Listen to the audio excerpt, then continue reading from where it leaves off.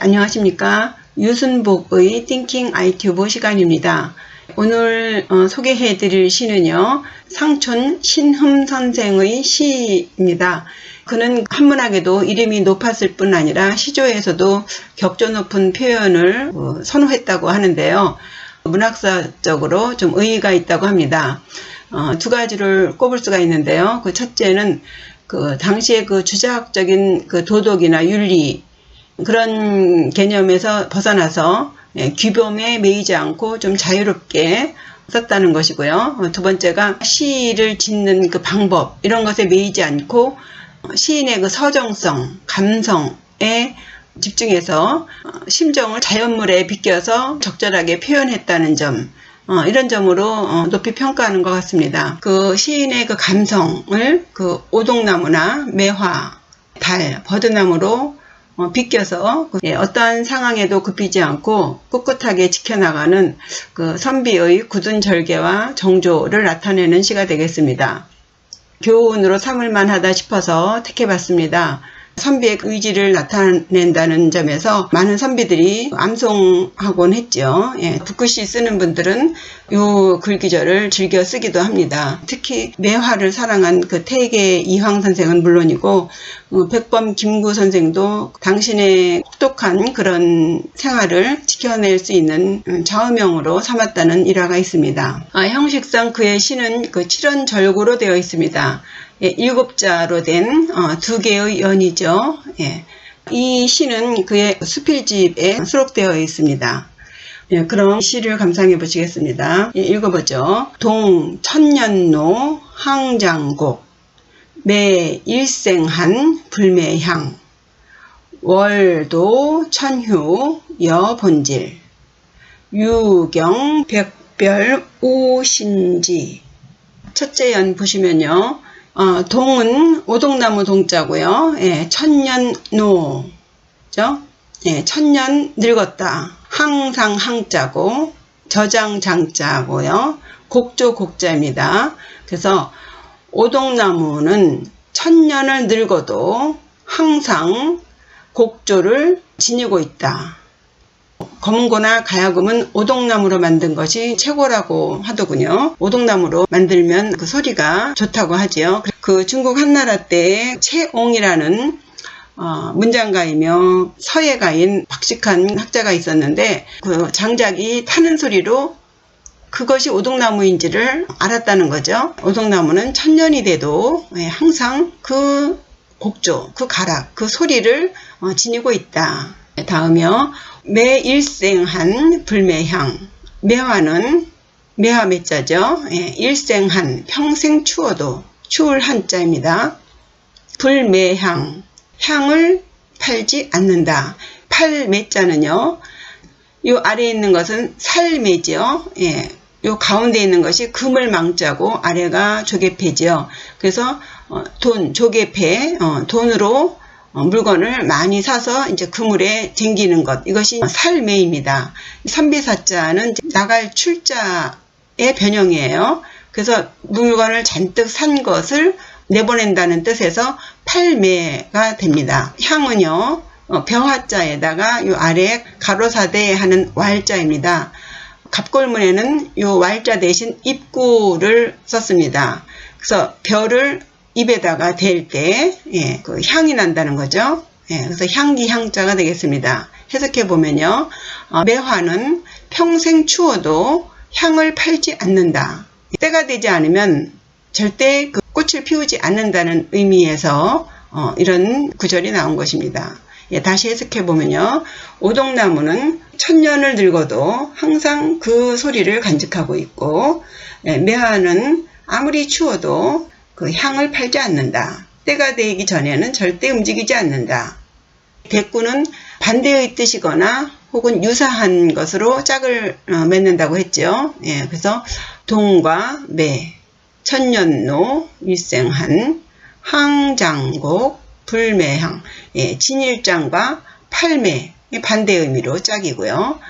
가락과 향기, 소리와 냄새 해서 짝이 되겠습니다. 아무리 오래돼도 자신의 뜻을 변심하지 않는 오동나무, 그리고 아무리 혹독한 상황이 닥쳐도 자기의 영혼을 팔지 않는 매화나무, 뭐 이런 식으로 해석해 볼 수 있겠습니다. 다음이요. 월도 천휴 여본질 유경 백별 우신지.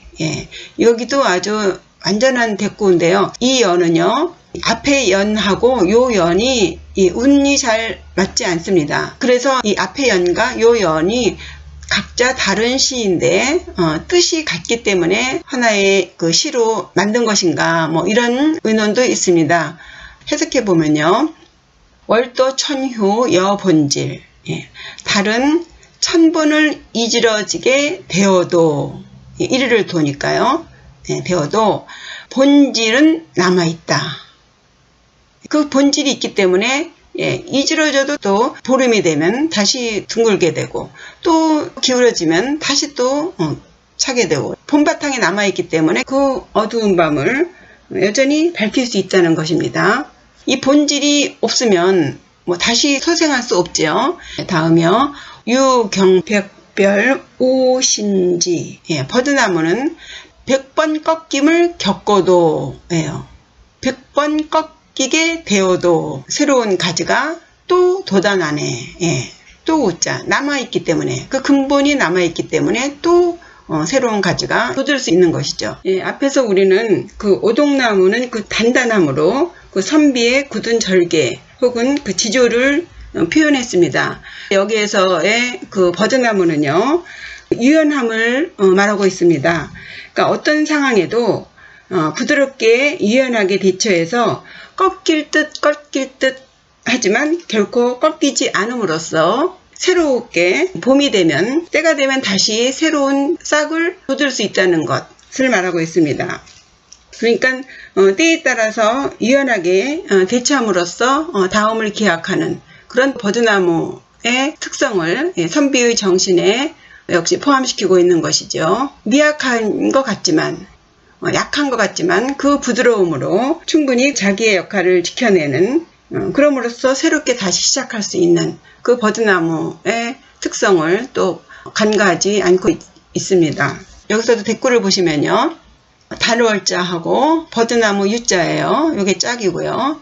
도, 이르를 도, 겪을 경자입니다. 그래서 이것은 이제 시간의 경과, 이르다, 지나가다 해서 짝이 되고요. 천휴, 백별 해서요. 1000번을 무너져도, 1000번을 이지러져도, 100번을 꺾여도, 별자가 이별별자잖아요. 끊어지는 거예요. 100번을 끊어져도, 여자, 남을 여죠. 또 우예요. 남기 때문에 또가 있는 것이죠. 본질, 근본 바탕, 신지, 새로운 가지. 이 새로운 것이라는 것은 근본이에요.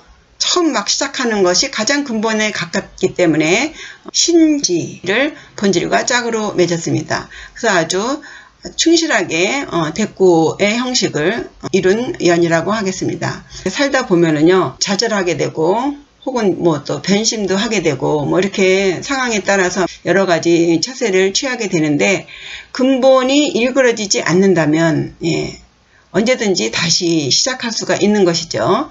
그래서 근본을 지킬 수 있는 것, 무슨 일이 있어도 그래야만 다시 시작할 수 있는 것.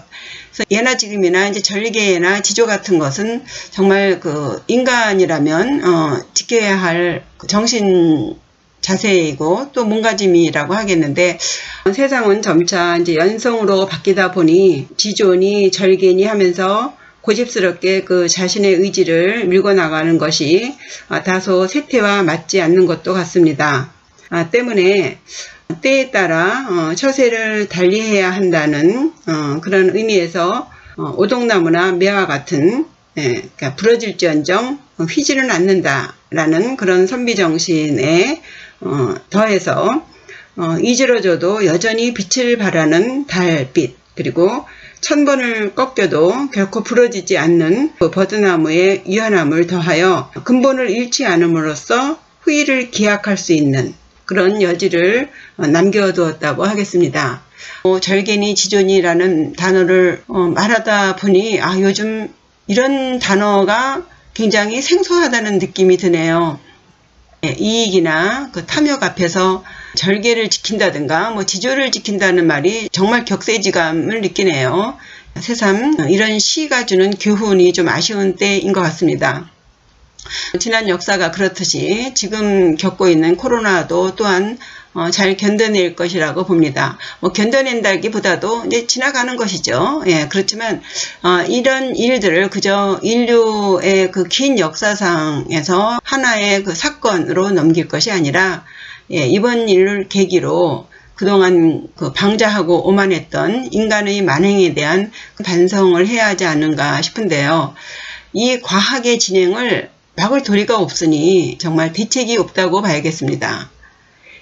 그런 의미에서 결코 치우치지 않는 이 선비의 정신, 항상 그 밸런스감을 유지하면서 너무 강하지도 않고 너무 약하지도 않게 자기의 입장을 스탠스라 그러죠. 스탠스를 취하는 그런 선비 정신의 시가 되겠습니다. 정리하면요. 아무리 오래되어도 틈이 생기지 않고 좀 먹지 않는 오동나무처럼 세월 따라 변심하지 않고 속세에 물들지 않는 선비, 그리고 아무리 추워도 때가 아니면 결코 꽃을 피우지 않는 매화처럼 혹독한 삶에도 권력에 아부하여 출세하려 하지 않는 선비, 또 수천 수만 번 이지러지면서도 여전히 어두운 밤을 밝히는 달처럼 무명의 세상에 지혜의 등불을 밝히는 선비, 끝으로 부러질 듯 부러지지 않고 새 순을 돋우는 버드나무처럼 끝까지 살아남아 새 희망을 알리는 선비와 같은 정신을 잊지 마셔야겠습니다. 끝으로 문장 읽고 다시 한번 해석해 보겠습니다. 동천년로 항장고. 오동나무는 천년을 늙어도 항상 그 곡조를 지키고 있고, 매일생한 불매향.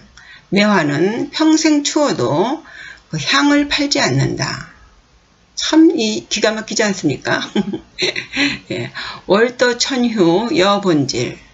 달은 1000번을 이지러지게 되어도 본질은 남아있고, 유경백별 오신지. 버드나무는 100번 꺾어지게 되어도 새로운 가지를 또 돋우네. 입니다. 이 어려운 상황에 이 19절처럼 끝까지 꿋꿋하게 잘 버티셔야겠습니다. 이것으로 공부 마치겠습니다. 시청해 주셔서 감사합니다. 구독과 좋아요는 저에게 큰 힘이 됩니다. 감사합니다.